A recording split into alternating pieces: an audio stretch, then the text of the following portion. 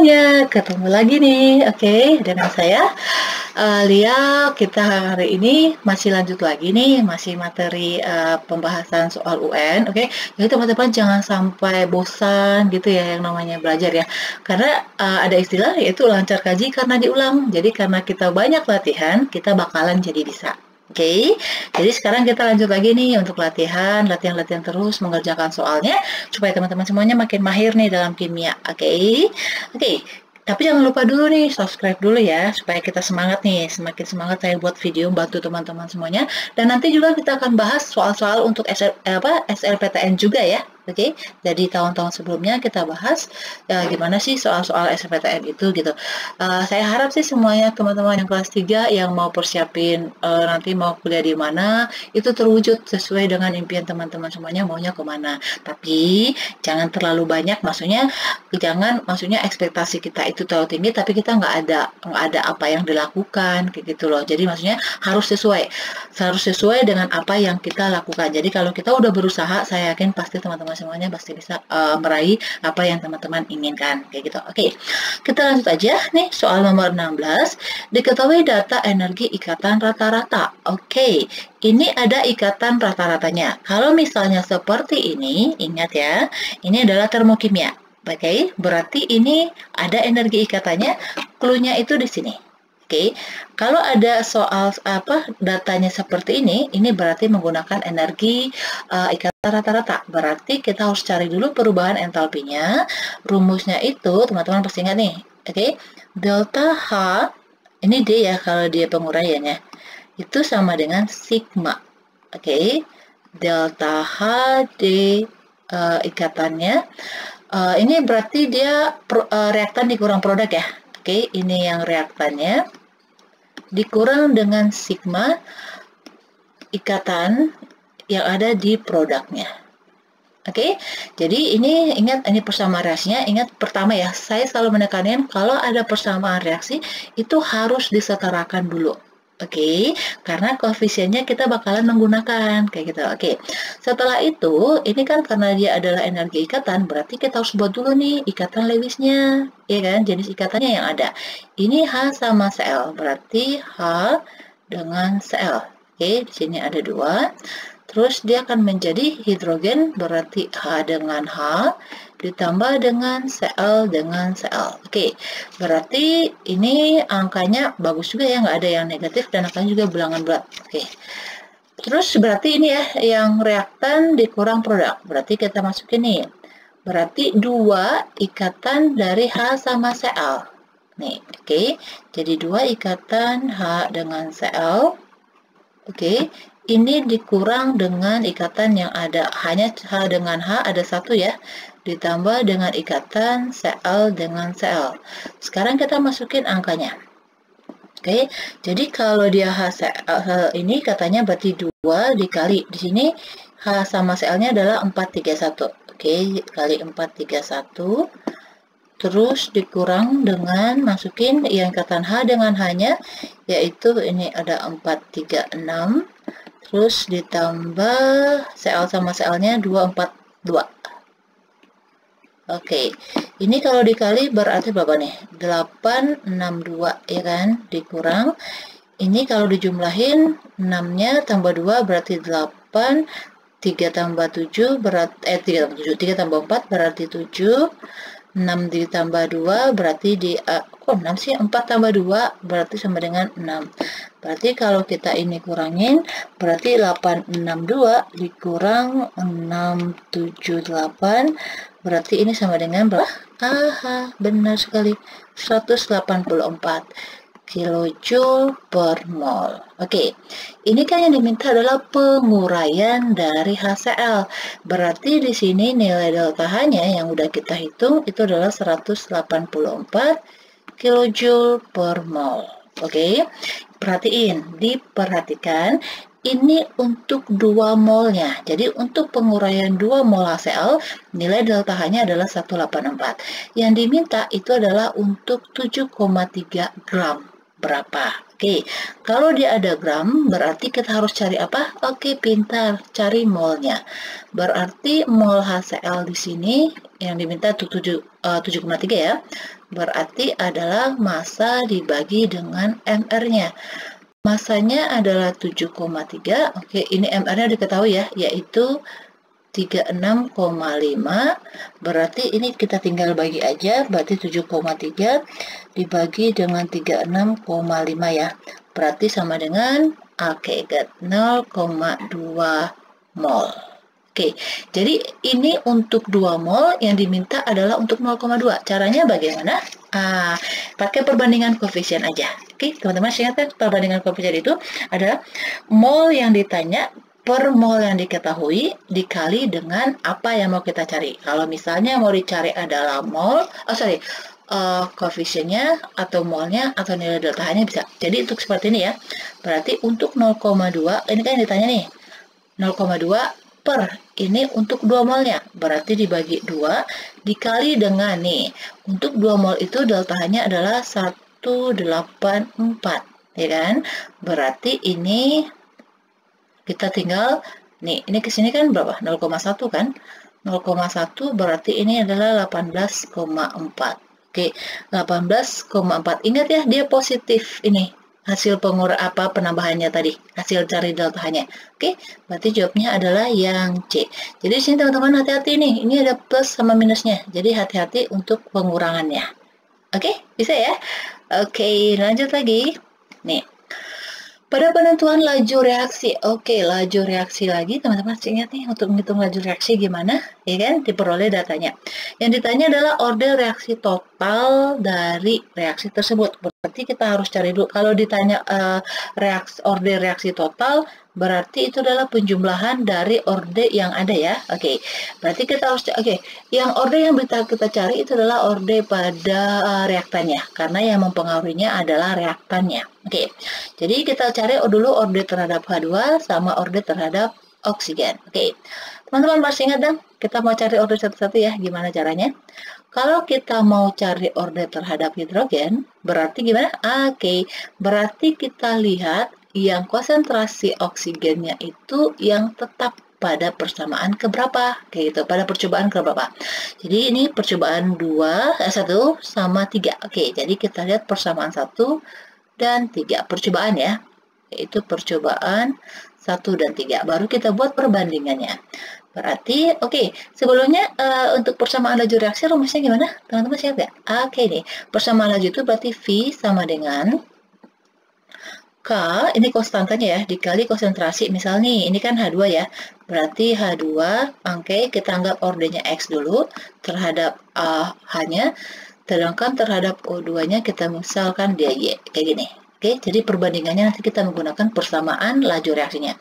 Berarti ini kita buat perbandingannya antara percobaan 1 dan 3 ya. Ingat sekali lagi, kalau kita mau cari order terhadap H2, berarti lihat ordernya oksigen yang tetap pada percobaan keberapa. Oke, konsentrasinya yang sama. Berarti ini V1 ya. V1 sama dengan K dikali konsentrasi H2, ini X ini pada percobaan pertama, dikali konsentrasi kedua di percobaan pertama juga ya. Oke, ini kita bandingkan dengan percobaan yang ketiga.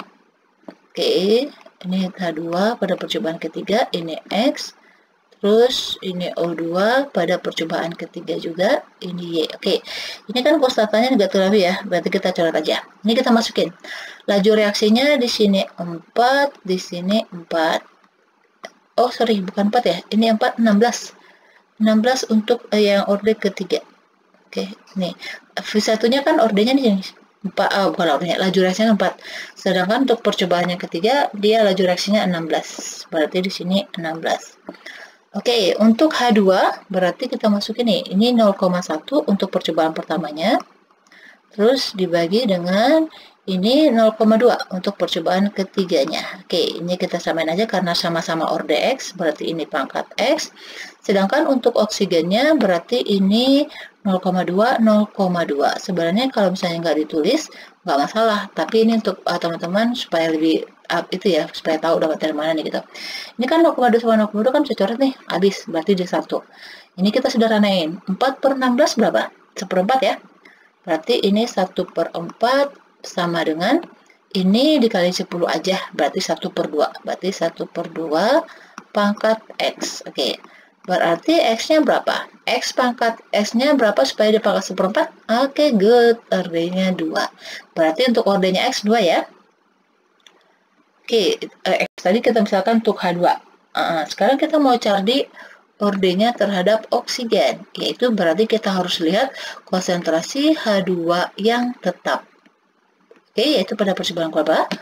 Ini dia, 1 sama 2. Oke, berarti kita akan buat perbandingan pada percobaan 1 dan 2.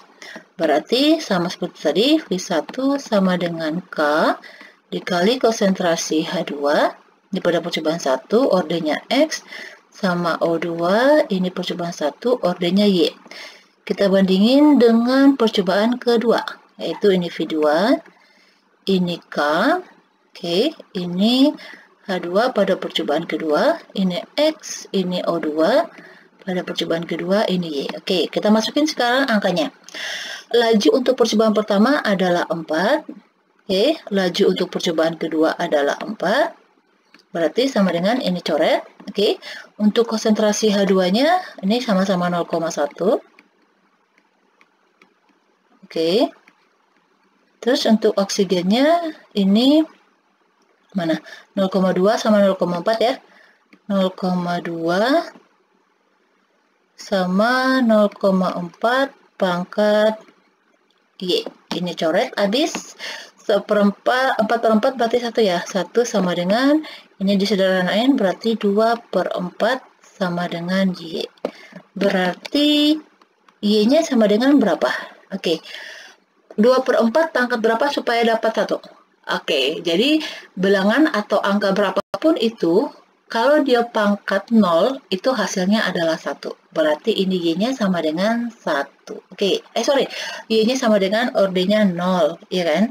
Karena tadi kan ini kan diminta itu adalah berapa Y-nya supaya dia hasilnya itu adalah 1. Gitu ya. Jadi 2/4 itu dipangkatin 0, hasilnya adalah 1. Berarti di sini yang diminta adalah orde total, berarti kita jumlahin aja nih, yang X tambah Y-nya. Berarti 2 tambah 0 berarti 2. Oke, berarti 2 tambah 0 sama dengan 2. Ini adalah orde total yang diminta. Oke, berarti jawabnya adalah yang D. Oke, bisa ngerti ya? Oke, lanjut lagi. Gas amonia di dalam industri dibuat dari campuran gas nitrogen dan hidrogen, bersama reaksi kimianya ini, dan diketahui bahwa dia nilainya adalah bersifat eksotermik. Kalau dia eksotermik, teman-teman masih ingat nggak? Berarti nilai delta H-nya gimana? Pinter. Berarti di sini buat nilai delta H-nya sama dengan minus. Angkanya kita abaikan dulu ya. Kita mau tahu dia endotherm atau eksoterm aja. Untuk memperoleh amonia yang maksimal, reaksi harus bergeser ke arah pembentukan amonia. Upaya yang tepat, jadi yang diminta itu adalah supaya gimana caranya amonia ini dia jumlahnya banyak. Berarti nanti arah gesernya itu adalah ke arah amonia atau ke arah kanan.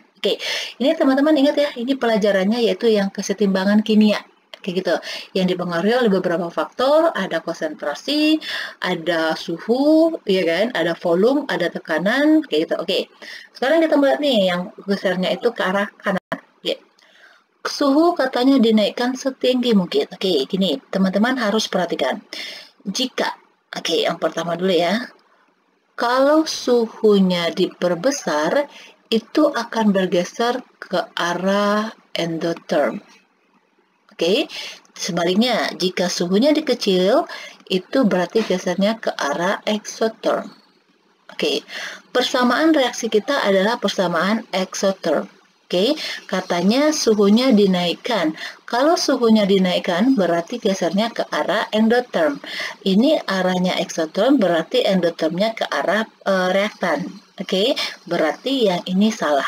seharusnya suhunya itu dikecilkan atau diturunin. Berarti nanti gesernya ke arah ke arah eksoterm. Berarti nanti gesernya akan ke arah kanan supaya amonianya itu lebih besar. Oke, bisa ya. Jadi ingat yang ini.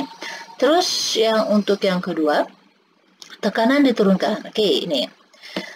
Tekanan dan volume itu, ini sekaligus saja ya, itu berbanding terbalik. Oke, jadi dia berbanding terbalik antara volume dan tekanan.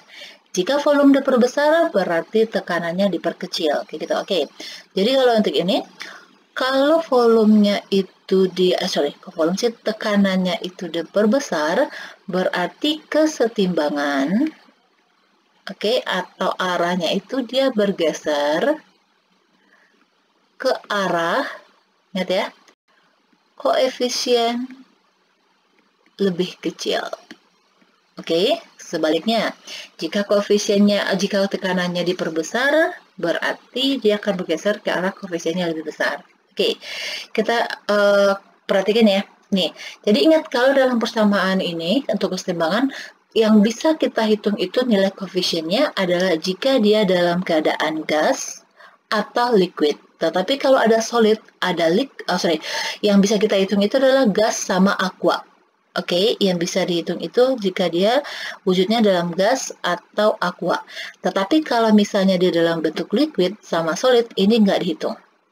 Oke ya, ini karena semuanya adalah gas, berarti semuanya kita hitung. Oke, berarti kita lihat dulu nih. Di sebelah kiri jumlah koefisiennya berapa? Ditotalin ya, berarti ini 1 tambah 3, ini ada 4 di sebelah kiri. Di sebelah kanan cuma ada 2 nih. Berarti ini katanya tekanannya diturunkan. Tekanan diturunkan berarti tekanannya diperkecil ya.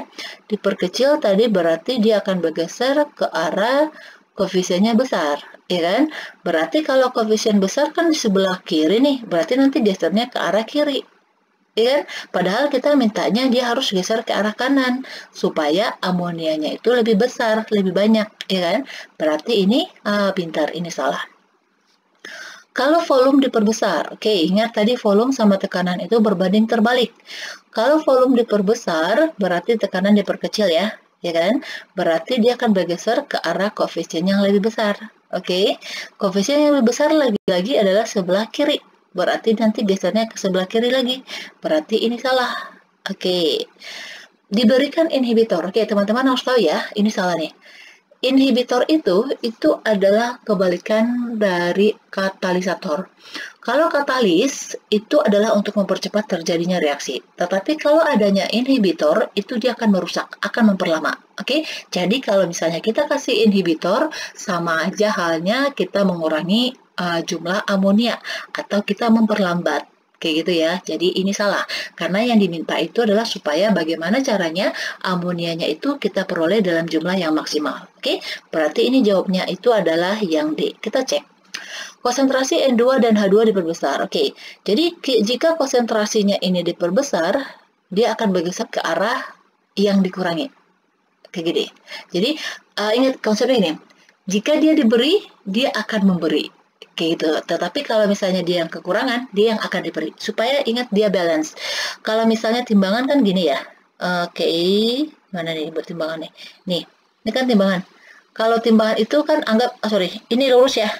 Oke, maaf. Garis lurus. Nah, anggap ini lurus. Jadi kan timbangan itu kan kalau dia balance, dia kan gini. Setimbang ya. Oke, kalau misalnya ini ditambahin jumlahnya, berarti nanti bakalan berat sebelah dong. Ya kan? Jadi gimana caranya supaya timbangan itu dia tetap balance, tetap seimbang dengan cara seperti tadi. Jika misalnya ini ditambah, berarti nanti akan berat sebelah. Supaya dia seimbang, dia akan memberikan ke arah yang ke sini. Oke? Berarti ini jawabnya yang E. Lanjut lagi, 19. Perhatikan pernyataan berikut. Oke, ini ada beberapa pernyataannya. Pasangan pernyataan yang benar tentang kesetimbangan fasa zat cair dalam wadah tertutup. Ingat ya, ini dalam keadaan tertutup. Jadi dia istilahnya ada suatu ini apa nih zat cair ya? Anggap aja di air deh gitu ya. Jadi kita buat dulu nih. Oke, sorry kalau gambarnya nggak bagus nih. Oke, tidak. Gimana ini menggambar? Oke. Nih. Oke, anggap ini. Jadi di sini ada Ada zat cairnya. Anggap ini dia air, oke. Dan ini teman-teman harus perhatikan ya. Yang ditanya itu adalah pasangan pernyataan yang benar tentang kesetimbangan fase zat cair. Ini dia dibuat dalam keadaan tertutup. Berarti ini dikasih wadah penutupnya. Oke. Jadi ini dia ditutup ya. Oke, jadi ini ditutup. Oke, dalam keadaan tertutup. Oke, yang benar yang mana nih? Zat cair dalam wadah tertutup akan menguap hingga habis. Oke, gimana? Benar, dia akan menguap, tetapi nggak bakalan habis, karena dia nggak ada yang keluar. Ya kan? Karena dia dalam keadaan tertutup. Ini salah. Kalau dia menguap, berarti dia bakalan mengembun lagi kan? Berarti dia nggak bakalan habis, tetap begitu. Terus proses pengembunan terjadi setelah proses penguapan selesai. Gimana? Bukan, karena ini dalam keadaan tertutup, dia bakalan lanjut, dia bakalan tetap. Maksudnya dia bakalan sama. Ini jawabnya. Jadi laju penguapan sama dengan laju pengembunan karena dia dalam keadaan tertutup. Jadi misalnya gini. Jadi airnya itu dia ada yang menguap. Dengan seiringnya itu dia ada yang menguap, pasti ada yang mengembun. Jadi dia balik lagi kayak gitu. Makanya ini laju penguapan sama dengan laju pengembunan. Terus, tidak ada perubahan jumlah air dan uap air yang dapat diamati. Benar, karena dalam keadaan tertutup, pada saat dia pada saat dia menguap, dia akan kembali mengembun. Jadi balik lagi. Oke, jadi ini jawabannya yang benar, itu adalah yang 3 dan 4. Oke, jadi teman-teman harus perhatikan clue-nya. Di sini diketahui dalam keadaan tertutup. Kalau misalnya dia nggak ditutup, itu berarti nanti bisa habis. Oke, airnya itu bakal habis karena dia bakal menguap menjadi gas, ya kan? Lama-kelamaan airnya nanti bakal. Oke, ini kita lanjut yang soal nomor 20-nya ya. Oke, seorang siswa melakukan percobaan faktor-faktor mempengaruhi laju reaksi dengan mereaksikan 25 mili. Ini sentimeter itu sama dengan mili ya. HCl dan 2 gram pualam kalsium karbonat. Oke. Ini ingat lagi faktor-faktor laju reaksi kan dia banyak ya. Kalau teman-teman masih ingat pasti tahu nih. Yaitu yang pertama ya kan ada yang namanya adalah konsentrasi ya kan. Terus ada lagi yang namanya luas permukaan ya kan, luas permukaan zatnya. Terus ada lagi yang mempengaruhi itu adalah suhunya ya kan. Sedangkan kalau katalis itu adalah cuma untuk mempercepat reaksi aja, jadi dia nggak mempengaruhi hasilnya, enggak. Oke, jadi yang diminta di sini adalah variabel yang diharapkan itu adalah dalam keadaan seperti ini. Jadi variabel bebasnya itu nanti katanya yang di otak-atik itu adalah konsentrasinya, sedangkan kalau variabel tetapnya yang dibuat tetap nih yang nggak diubah sama sekali itu adalah luas permukaan dan suhunya. Sedangkan kalau variabel terikatnya di sini, oke, ingat nih. Kalau variabel terikat, ini adalah hasil. Oke, ini adalah hasil yang bisa kita amati dari percobaan yang kita lakukan ini. Sedangkan kalau variabel tetap, ingat ya, ini nama lainnya itu adalah variabel terkontrol. Oke, atau variabel kontrol. Jadi kalau misalnya teman-teman perhatikan, nanti kalau soalnya itu disebutnya adalah variabel terkontrol atau variabel tetap, itu sama ya. Oke, sekarang kita cek. Kita lihat dulu nih dari variabel bebas. Variabel bebasnya katanya adalah HCl. Kita cek yang konsentrasinya itu yang sama. Berarti yang sama ini 0,5 dengan 0,5. Oke, sorry, ini bebas ya. Yang bebas berarti otak-atik ya.